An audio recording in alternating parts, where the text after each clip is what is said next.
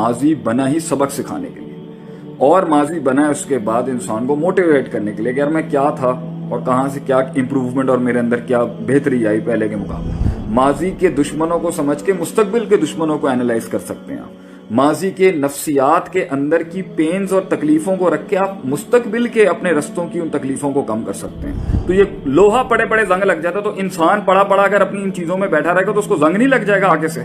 تو اس کو کرنے کے لیے آپ کو اس کی مینٹیننس کرنی ہے، آگے سے آپ نے اس کو آگے لے کے چلنا ہے۔ 50 ہزار فیلئرز کے بعد بھی انسان کو ہمت کرنی چاہیے۔ ٹھیک ہے انسان کی نیگیٹو ٹوٹتا ہے آدمی اندر سے، مگر رک تو نہیں سکتے نا، رک کے بھی کچھ نہیں ملنا، تو بہتر ہے آگے چلیں۔ اب پہلے شروع میں قدم کمزور ہوں گے، جذبات کمزور ہوں گے، تو اس دنیا کے اندر کسی مقام تک پہنچنے کے لیے نا چھاتی اور گردن اور یہ گلے تیار رکھیں چھروں کے لیے۔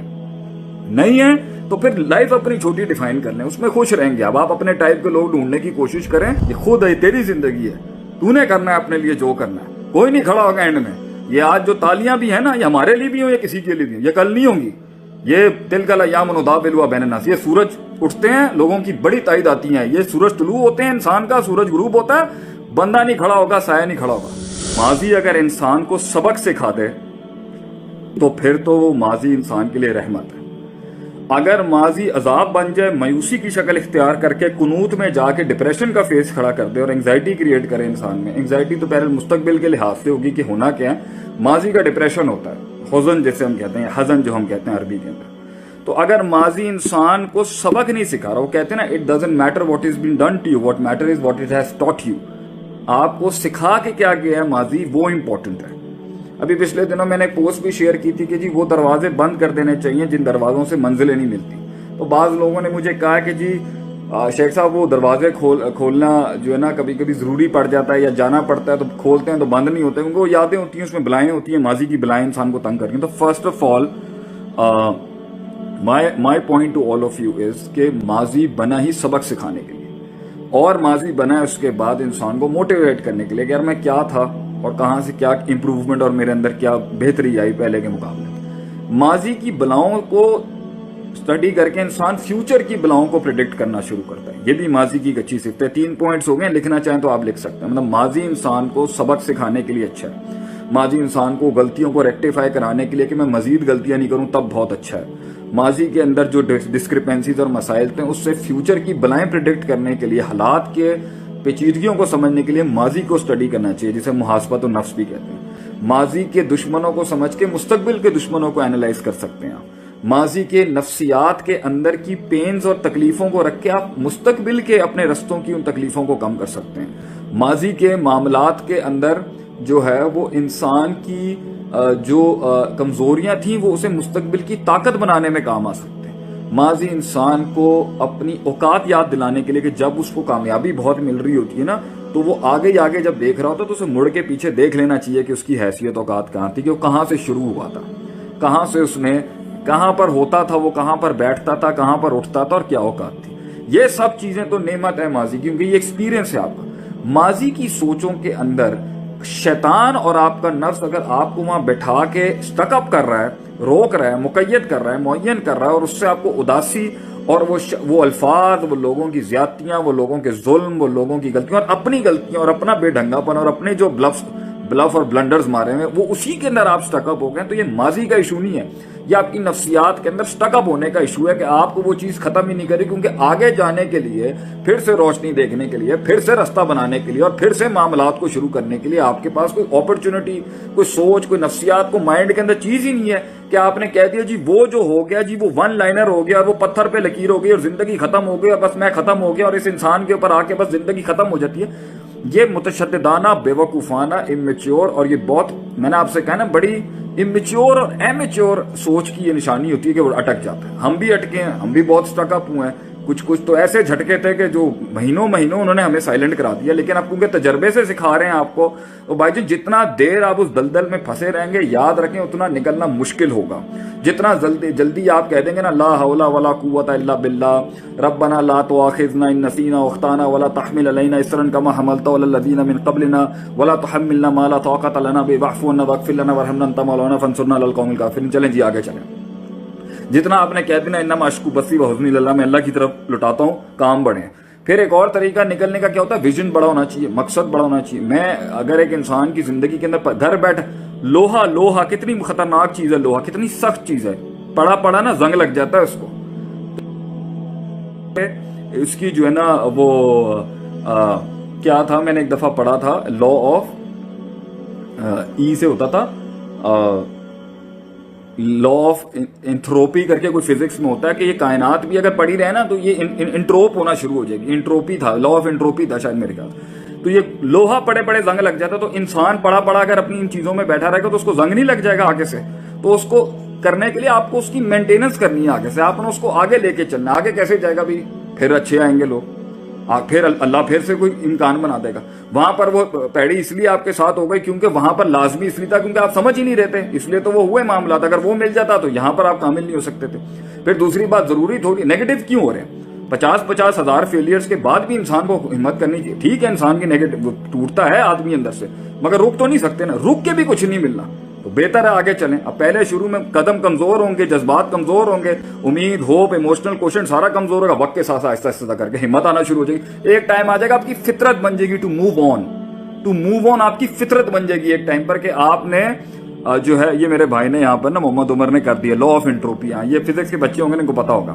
تو یہ جو ہے نا آپ نے آگے بڑھنے کے لیے ایک منزل ہونی چاہیے. اب مجھے جہاں تک میں جانا چاہتا ہوں, جہاں تک میں لے کے جاؤں, وہ اتنا ہیوی تھا اس کے اندر, اتنے غم, سارے چھوڑے, ساری جتنی ماری دنیا نے, جو میں کرنا چاہتا تھا لائف کے اندر وہ اندر ہی چلتی رہی. بلکہ کتنے ایسے غم ہیں, ہم نے قوم کو اپنی کہانی نہیں سنائی آج تک کہ ہوا کیا تھا. کیوں؟ منزل بڑی تھی, مقصد بڑا تھا, کام کرنے تھے بڑے, اس کے اندر جو ہے وہ زخم دکھے نہیں, وہ چلتے گئے آگے چلتے گئے. کتنے ساتھ چھوڑ گئے, کتنے لوگ ٹوٹ گئے, کتنے معاملات پیچھے ہٹ گئے, کتنے لوگوں کی چیخ نکل گئی, کتنے لوگوں کی جان چلی گئی, کتنے لوگ ہمت ہار گئے کہ بھئی یہ کام نہیں ہو سکتا.